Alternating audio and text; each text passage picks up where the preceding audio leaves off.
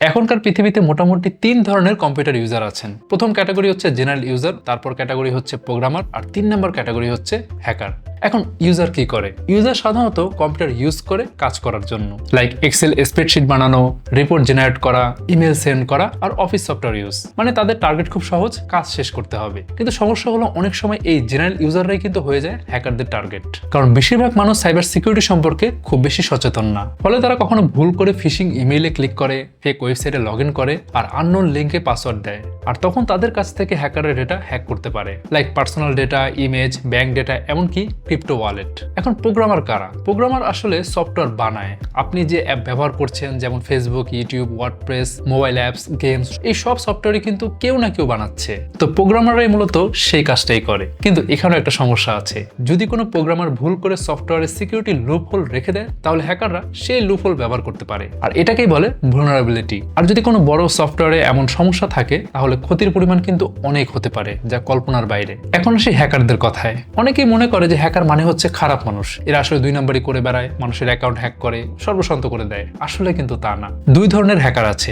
একটা হচ্ছে black hat hacker, যারা ইলিগাল ভাবে সিস্টেমে ঢুকে ডেটা চুরি করে বা হ্যাক করে। আর আরেকটা হচ্ছে ইথিক্যাল হ্যাকার, যারা সিস্টেমের উইকনেস খুঁজে বের করে যাতে সেটা ঠিক করা যায়, ফিক্স করা যায়। আর এই 2 নম্বর ক্যাটাগরিকেই বলা হয় ইথিক্যাল হ্যাকিং। আচ্ছা, একটু ভেঙে বলি। ইথিক্যাল হ্যাকিং মানে হলো কোনো সিস্টেমে পারমিশন নিয়ে তার সিকিউরিটি চেক করা। এটাকে বলা হয় পেনেট্রেশন টেস্টিং। এখানে টার্গেট থাকে সিস্টেম কতটা সেফ, কোথায় উইকনেস আছে আর কোন জায়গা দিয়ে হ্যাক করা পসিবল। তারপর সেই সমস্যা ফিক্স করা হয়। এখন প্রশ্ন হলো যে ইথিক্যাল হ্যাকিং এর টুলস গুলো কোথায় পাওয়া যায়? সবচেয়ে পপুলার প্ল্যাটফর্ম হলো কালি লিনাক্স। কালি লিনাক্স হচ্ছে একটা লিনাক্স ডিস্ট্রিবিউশন, যেটা তৈরি করা হয়েছে বিশেষভাবে penetration testing, security research, ethical hacking এর জন্য। তো এখানে কিন্তু অনেক টুল কিন্তু আগে থেকেই ইনস্টল করা থাকে। এখন আমরা প্রথম টুলটা দেখি। এই টুলটার নাম হচ্ছে Nmap। তো Nmap এর কাজ হচ্ছে নেটওয়ার্ক স্ক্যান করা। মানে একটা নেটওয়ার্কে কতগুলো ডিভাইস আছে, সেগুলো কোন পোর্ট ব্যবহার করছে আর কোন সার্ভিস চালু আছে, সেই ডেটা বের করা। ধরুন একটা অফিস নেটওয়ার্কে আছে কয়েকটা কম্পিউটার, প্রিন্টার, সার্ভার, রাউটার। তো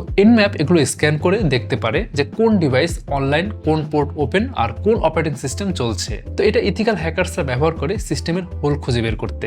আচ্ছা, এরপর আসে ওয়ারশার্ক। ওয়ারশার্ক হচ্ছে নেটওয়ার্ক অ্যানালাইসিস টুল। এটা দিয়ে দেখা যায় নেটওয়ার্কে কি ধরনের ডেটা ট্রান্সফার হচ্ছে, লাইক কোন ওয়েবসাইট অ্যাক্সেস হচ্ছে, কোন সার্ভারের সাথে কানেক্ট হচ্ছে, কোন প্যাকেট কোথায় যাচ্ছে। তো এটা কিন্তু মূলত একটা প্যাকেট ইন্সপেকশন টুল। সাইবার সিকিউরিটি ইঞ্জিনিয়ার্স এটা ব্যবহার করে নেটওয়ার্ক ট্রাফিক অ্যানালাইসিস করার জন্য। আচ্ছা, এরপর আসে মেটাস্প্লয়েট। তো মেটাস্প্লয়েট হচ্ছে একটা পেনেট্রেশন টেস্টিং ফ্রেমওয়ার্ক। তো এটা সিকিউরিটি রিসার্চাররা ব্যবহার করে। vulnerability test, exploit test, system security check করা হয়। তো এই সবকিছু কিন্তু মেটাস্প্লয়েটের মাধ্যমে করা হয়। তো বলা যায় এটা মূলত একটা সিকিউরিটি টেস্টিং প্ল্যাটফর্ম। আচ্ছা, তারপর আসছে এয়ারক্র্যাক। এটা হচ্ছে ওয়াইফাই সিকিউরিটি টেস্টিং টুল। এটা ব্যবহার করা হয় ওয়াইফাই এনক্রিপশন টেস্ট করতে, নেটওয়ার্ক সিকিউরিটি চেক করতে। যদি কোনো ওয়াইফাই নেটওয়ার্ক উইক হয়, তাহলে সেটা ডিটেক্ট করা যায়। আচ্ছা, অনেক সময় সিকিউরিটি টেস্টের জন্য করতে হয় পাসওয়ার্ড স্ট্রেংথ। তো কালি লিনাক্সে এগুলোর জন্য কয়েকটা পপুলার টুল আছে, যেমন হচ্ছে হ্যাশক্যাট, তারপর আছে জন দ্য রিপার।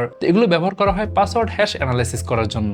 এখানে একটা ইম্পর্টেন্ট বিষয় হলো যে মেইন পাসওয়ার্ড সাধারণত কিন্তু ডেটাবেসে রাখা হয় না, সেটাকে আগে থেকে হ্যাশ করা হয়, মানে একটা এনক্রিপ্টেড ভার্সন রাখা হয়। আচ্ছা, তারপর কিন্তু ওয়েব সিকিউরিটি টেস্ট করার জন্য আছে কিছু টুল, যেমন হচ্ছে স্কেপফিশ, নিকটো, ব্রাভসুইট। তো এই টুলগুলো কিন্তু ওয়েবসাইট স্ক্যান করে দেখে যে এসকিউএল ইনজেকশন, vulnerability আছে কিনা। তারপর আবার দেখা হয় ক্রস সাইট স্ক্রিপ্টিং আছে কিনা, মিস কনফিগারেশন আছে কিনা। আচ্ছা, সাইবার ইনভেস্টিগেশনের জন্য ব্যবহার করা হয় কিন্তু ফরেনসিক টুলস। এটার জন্য পপুলার টুল হলো ফোরমোস্ট। এটা ব্যবহার করা হয় ডিলেটেড ডেটা রিকভার করার জন্য আর ফরেনসিক অ্যানালাইসিস করতে। আচ্ছা, তারপর আসছে এসকিউএল ম্যাপ। এটা হচ্ছে ডেটাবেস সিকিউরিটি টেস্টিং টুল। তো এটা দিয়ে দেখা হয় আসলে ওয়েবসাইটে এসকিউএল ইনজেকশন, vulnerability আছে কিনা। তো ডেটাবেস সিকিউরিটি টেস্ট করার জন্য কিন্তু এটা বেশ পপুলার। আচ্ছা, আরেকটা বিষয় হলো নেটওয়ার্ক স্ট্রেস টেস্ট। তো এখানে টেস্ট করা হয় সার্ভার কতটা লোড নিতে পারে। তো এটাও কিন্তু ইথিক্যাল সিকিউরিটি টেস্টিং এর একটা পার্ট। আচ্ছা, আরেকটা বিষয় হচ্ছে সবচেয়ে বড় সিকিউরিটি রিস্ক অনেক সময় কিন্তু টেকনোলজি না, মানুষ। তো এই জায়গায় আসে সোশ্যাল ইঞ্জিনিয়ারিং টুল কিট। এটা সিকিউরিটি অ্যাওয়ারনেস ট্রেনিং এর জন্য ব্যবহার করা হয়।